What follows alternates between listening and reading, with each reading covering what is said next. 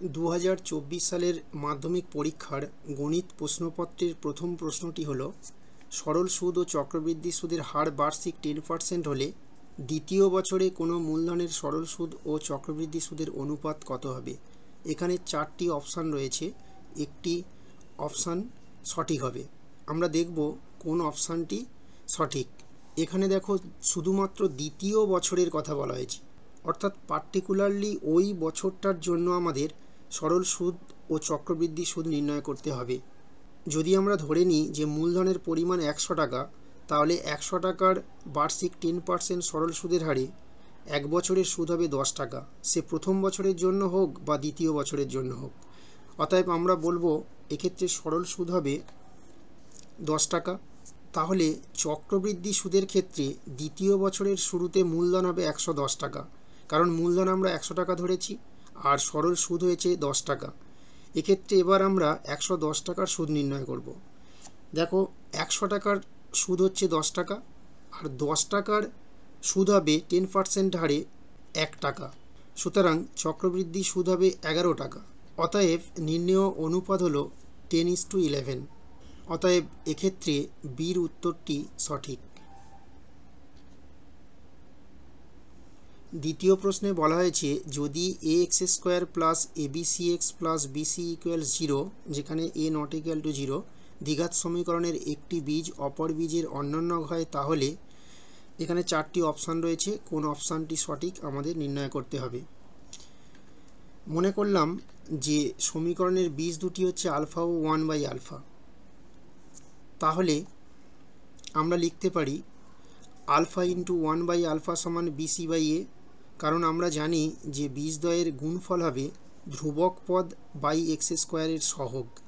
এক্ষেত্রে ধ্রুবক পদ হচ্ছে bc আর x² এর সহগ হলো a, বা এখান থেকে লেখা যায় 1 সমান bc/a, কারণ আলফা আলফা কেটে যাবে, বা a সমান bc। অতএব এক্ষেত্রে ডির উত্তরটি সঠিক। তৃতীয় প্রশ্নে বলা হয়েছে 5 সেমি ও 7 সেমি ব্যাস বিশিষ্ট দুটি বৃত্ত পরস্পরকে অন্তস্থভাবে স্পর্শ করলে তাদের কেন্দ্রদ্বয়ের দূরত্ব কত হবে। দেখো এখানে 5 সেমি ও 7 সেমি ব্যাস বিশিষ্ট বলা হয়েছে, কাজেই আমাদের প্রথমে ব্যাসার্ধ নির্ণয় করতে হবে।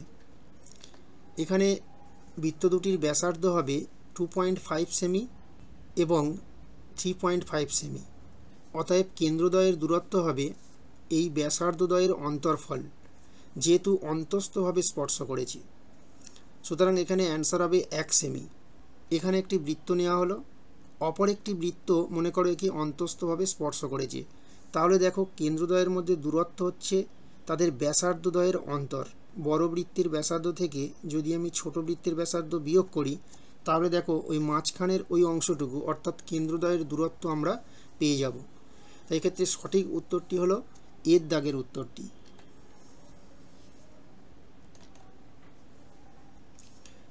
চতুর্থ প্রশ্নে বলা হয়েছে tan theta plus cot theta এর সর্বনিম্ন মান কত হবে। দেখো থিটা একটি কোণ, কিন্তু tan থিটা এবং cot থিটা এরা হচ্ছে একটা সংখ্যা। এখন আমরা জানি যে দুটি সংখ্যার অ্যারিথমেটিক মিন তাদের জিওমেট্রিক মিনের থেকে বড় হবে। অ্যারিথমেটিক মিন অর্থাৎ সমান্তরীয় মধ্যক, আর এটা হচ্ছে গুণোত্তরীয় মধ্যক। এখন দুটো সংখ্যার সমান্তরীয় মধ্যক কি করে পাওয়া যায় না, সংখ্যা দুটোর যোগফল বাই 2 এবং গুণোত্তরীয় মধ্যক হচ্ছে √ সংখ্যা দুটির গুণফল। বা আমরা লিখতে পারি tan theta plus cot theta by 2 > 1, কারণ tan থিটা ইন্টু cot থিটার মান হচ্ছে 1। বা এখান থেকে লেখা যায় tan theta plus cot theta > 2। অতএব tan থিটা ও cot থিটা এর সর্বনিম্ন মান হলো 2। অতএব এক্ষেত্রে বির দাগের অপশানটি সঠিক। পঞ্চম প্রশ্নে বলা হয়েছে সমান ভূমি বিশিষ্ট একটি নিরেট অর্ধগোলক ও একটি নিরেট চোঙের উচ্চতা সমান হলে তাদের ঘনফলের অনুপাত কত হবে। সেক্ষেত্রে চোঙের উচ্চতা হবে ওই অর্ধগোলকের ব্যাসার্ধের সমান। এখন অর্ধগোলকের আয়তন হবে 1/2 × 4/3πr³, পূর্ণগোলকের আয়তন হচ্ছে 4/3πr³, তার অর্ধেক হবে অর্ধগোলকের আয়তন। এখান থেকে আমরা কি পাচ্ছি না 2/3πr³। আবার আমরা জানি নিরেট চোঙের আয়তন মানে পাই আর স্কোয়ার এইচ, এখানে এইচ সমান আর, অতএব পাই আর স্কোয়ার ইন্টু আর বা পাই আর কিউব। অতএব নির্ণেয় অনুপাত কী হবে? 2/3 pi r cube is two pi r cube সমান 2/3:1 বা 2:3। অতএব সির দাগের উত্তরটি হলো সঠিক। ষষ্ঠ প্রশ্নে বলা হয়েছে প্রথম 10টি স্বাভাবিক সংখ্যার গড় এ এবং মধ্যমা এম হলে নিচের কোন সম্পর্কটি সঠিক? প্রথম 10টি স্বাভাবিক সংখ্যা হলো 1, 2 এরকম করে 10 পর্যন্ত। এখন এই 10টি সংখ্যার গড় কি হবে না, সংখ্যাগুলিকে যোগ করে তাকে 10 দিয়ে ভাগ করতে হবে। 1 থেকে 10 পর্যন্ত স্বাভাবিক সংখ্যাগুলির যোগফলের সূত্র হলো 10 × 1 + 10/2। একে যদি আমরা 10 দিয়ে ডিভাইড করি তাহলে গড় পাবো, সমান আমরা পাচ্ছি 55/10 সমান 5.5। মধ্যমা কি হবে? এখানে 10টি সংখ্যা পরপর ক্রমানুসারে সাজানো রয়েছে, তাহলে মাঝের দুটি সংখ্যার গড় হবে মধ্যমা। তা মাঝের দুটি সংখ্যা অর্থাৎ 5 ও 6-এর গড় কি? 5 + 6/2 সমান 11/2 সমান এটা হচ্ছে 5.5। তাহলে দেখো গড় এবং মধ্যমা এক্ষেত্রে সমান, সুতরাং ডির উত্তরটি হলো সঠিক। 2-এর দাগের প্রশ্নগুলি হলো শূন্যস্থান পূরণ করা। 2-এর দাগের প্রথম প্রশ্নটিতে বলা হয়েছে পি এর মান কত হলে p - 3x² + 5x + 10 = 0 সমীকরণটি দ্বিঘাত সমীকরণ হবে না। দেখো এখানে পির জায়গায় যদি আমরা 3 বসাই তাহলে 3 - 3 = 0 হয়ে যাবে এবং সেক্ষেত্রে x² যুক্ত টার্মটা থাকবে না, আর তখন সমীকরণটি দ্বিঘাত সমীকরণ হবে না। অতএব পি এর মান হবে এখানে 3। আসল বা মূলধন এবং কোনো নির্দিষ্ট সময়ের চক্রবৃদ্ধি সুদের সমষ্টিকে সমূল চক্রবৃদ্ধি বলে। দুটি সদৃশ ত্রিভুজের অনুরূপ বাহুগুলি সমানুপাতী হয়। এখানে ত্রিকোণমিতি থেকে একটি প্রশ্ন দেওয়া হয়েছে, সাইন থিটা - 30 ডিগ্রি সমান হাফ হলে কস থিটা এর মান হবে ড্যাশ। আমরা জানি সাইন 30 ডিগ্রির মান হলো হাফ, তাই হাফের জায়গায় সাইন 30 ডিগ্রি বসানো হলো। অতএব আমরা কি পাবো? থিটা - 30 ডিগ্রি সমান 30 ডিগ্রি, বা লেখা যায় থিটা সমান 60 ডিগ্রি। অতএব কস থিটা সমান এখানে হলো কস 60 ডিগ্রি। কস 60 ডিগ্রির মান আমরা জানি হাফ, অতএব শূন্যস্থানে হাফ বসবে। লম্ব বৃত্তাকার শঙ্কুর আয়তন ভি, ভূমির ব্যাসার্ধ আর এবং উচ্চতা এইচ হলে এইচ এর মান কত হবে এখানে আমাদের লিখতে হবে।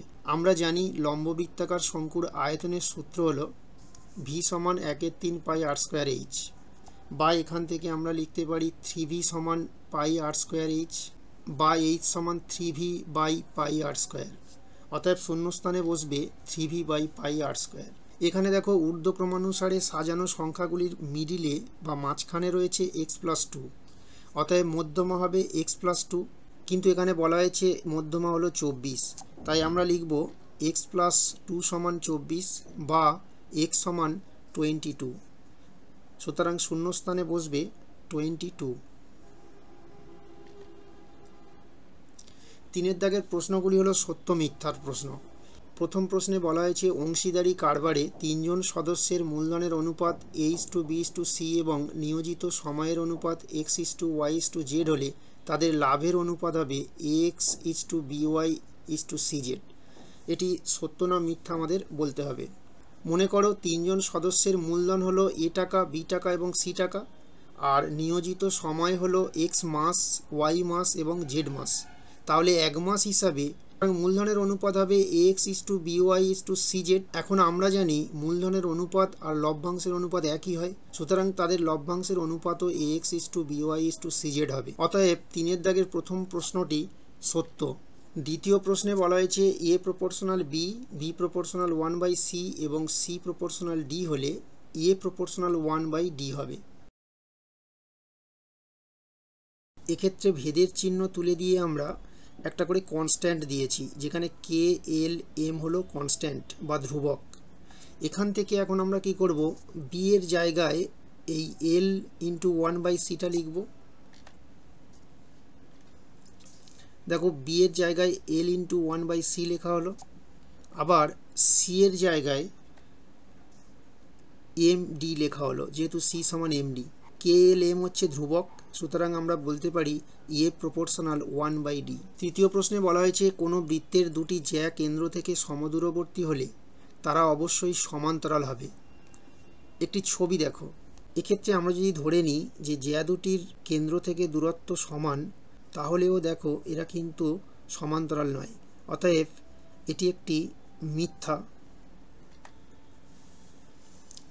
চতুর্থ প্রশ্নটি বলা হয়েছে একটি ঘড়ির ঘন্টার কাঁটা 2 ঘন্টায় π/6 রেডিয়ান কোণ আবর্তন করে। একটি ঘড়িতে ঘন্টার কাঁটা 12 ঘন্টায় মোট 360 ডিগ্রি কোণ আবর্তন করে, তার মানে 1 ঘন্টায় 30 ডিগ্রি কোণ আবর্তন করে, তা 2 ঘন্টায় 60 ডিগ্রি কোণ আবর্তন করবে। এখন 60 ডিগ্রি কোণের বৃত্তীয় মান হচ্ছে π/3, π/6 নয়, সুতরাং এটিও একটি মিথ্যা প্রবচন। পঞ্চম প্রশ্নে বলা হয়েছে একই ব্যাসার্ধ বিশিষ্ট নিরেট গোলক ও নিরেট অর্ধগোলকের সমগ্র তলের অনুপাত 2:1। দেখো, একই ব্যাসার্ধ বিশিষ্ট একটি নিরেট গোলক ও নিরেট অর্ধগোলকের সমগ্র তলের অনুপাত হবে 4πr²3πr²। যদি আমরা ধরে নিই যে নিরেট গোলক আর নিরেট অর্ধগোলকের ব্যাসার্ধ r, এখান থেকে আমরা কি পাবো 4:3, কিন্তু এখানে বলা হয়েছে 2:1, তার মানে এটি মিথ্যা। ষষ্ঠ প্রশ্নে বলা হয়েছে একটি শ্রেণীতে n সংখ্যক সংখ্যার গড় x বার যদি প্রথম n-1 সংখ্যার সমষ্টি k হয়, তাহলে nতম সংখ্যাটি হবে বলে একটা সংখ্যা দিয়ে দিয়েছে। এখানে সমষ্টি কথাটা লেখা হয়েছে, এটা গড় হবে, ভুল করে সমষ্টি লেখেছে, আর এখানে একটা n হবে। প্রথম n-1 সংখ্যক সংখ্যার সমষ্টি হবে n-1 × k। এখান থেকে আমরা কি পাবো nx বার minus kn plus k, minus আর মাইনাস এখানে প্লাস হয়ে যাবে। এখান থেকে যদি আমরা n কমন নিই তাহলে পাবো n × x bar minus k plus k। এখন দেখো এই উত্তরটার সঙ্গে প্রদত্ত উত্তরটা কিন্তু মিলছে না, তার মানে এটি একটি মিথ্যা প্রবচন।